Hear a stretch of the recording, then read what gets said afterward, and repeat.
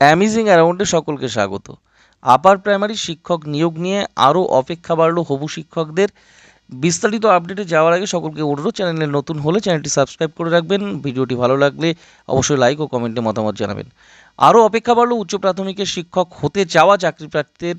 যে upper primary teacher recruitment অর্থাৎ উচ্চ প্রাথমিক শিক্ষক নিয়োগ যে মামলা, সেই মামলায় ফের তারিখ দেওয়া হলো।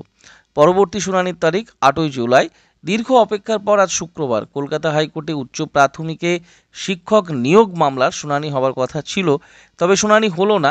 ফের পরবর্তী শুনানির তারিখ দেওয়া হলো। এদিন দ্বিতীয় অর্ধে মামলার শুনানি হয়নি। দ্বিতীয় অর্ধে যে শুনানিটা হওয়ার কথা ছিল সেটা হয়নি। এর আগের শুনানিতে স্কুল সার্ভিস কমিশন নিয়োগ নিয়ে এসএসসি অর্থাৎ স্কুল সার্ভিস কমিশন তাদের নিজেদের বক্তব্য তুলে ধরেছেন। এসএসসির বলা শেষ হয়েছে। পরবর্তী শুনানিতে বিরোধী পক্ষ জবাব দেবে বলে জানা গেছে, কিন্তু আজ শুনানি হলো না। আপার প্রাইমারি পরবর্তী শুনানি ফিক্সড ম্যাটার হিসেবে রাখা হয়েছে।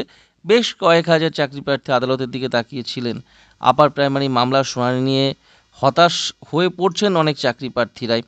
দীর্ঘ 10 বছরের নিয়োগ যন্ত্রণার অবসান ঠিক কবে হবে প্রশ্ন তুলছেন চাকরি প্রার্থীদের অধিকাংশই। সরকারের সদিচ্ছা আছে কি নেই, এই বিভিন্ন বিষয় নিয়েও সকলের মনে একটা শান্তিহান অবস্থান রয়েছে। সকলেই প্রশ্ন তুলছেন, ক্ষোভ প্রকাশ করছেন চাকরি প্রার্থীদের তরফ থেকে।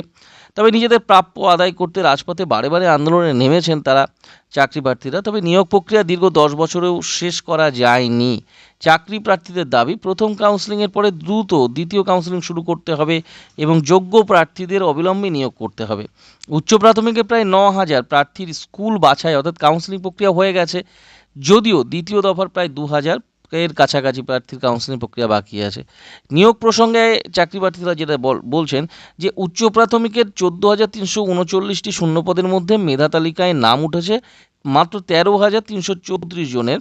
বাকি রয়েছে এখনও 14,339 মাইনাস 13,334 জন, যে সংখ্যাটা সেটা বাকি রয়েছে। অর্থাৎ এর মধ্যে 8,900 জন যারা রয়েছেন, 8,900 জনের কাছাকাছি তারা প্রথম কাউন্সেলিং হয়ে গেছে। যাদের দ্বিতীয় কাউন্সেলিংয়ে বাকি আছে, এখনও পর্যন্ত দ্বিতীয় কাউন্সেলিংয়ে বাকি যারা রয়েছেন, ফের তারিখ দেওয়া হয়েছে এর মধ্যেই। যে মামলাটি চলছে সেই আপার প্রাইমারি টিচার্স রিক্রুটমেন্ট যে মামলা কেস, সেই কেসে কিন্তু এখনও চলছে এবং পরবর্তী একটা ডেট দেওয়া হয়েছে 8 তারিখে। আর সামনের মাসের 8 তারিখে, আগামী মাসের 8 তারিখেই এই কেসটি আবার উঠবে এবং ফিক্স ম্যাটার হিসাবে রাখা হয়েছে। যেহেতু এই কেসটি কোন দিকে যায় সেদিন খেয়াল রাখতে হবে, নজর রাখতে হবে সকলেরই।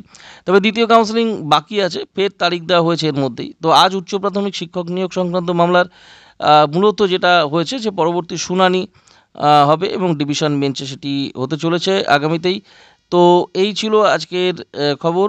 সকলে ভালো থাকবেন এবং অবশ্যই আশা করা যায় যে আপার প্রাইমারি নিয়োগ আবার সচল হবে এবং আপার প্রাইমারিতে যারা চাকরি প্রার্থী রয়েছেন তারা খুব শীঘ্রই জয়েনিং করবে।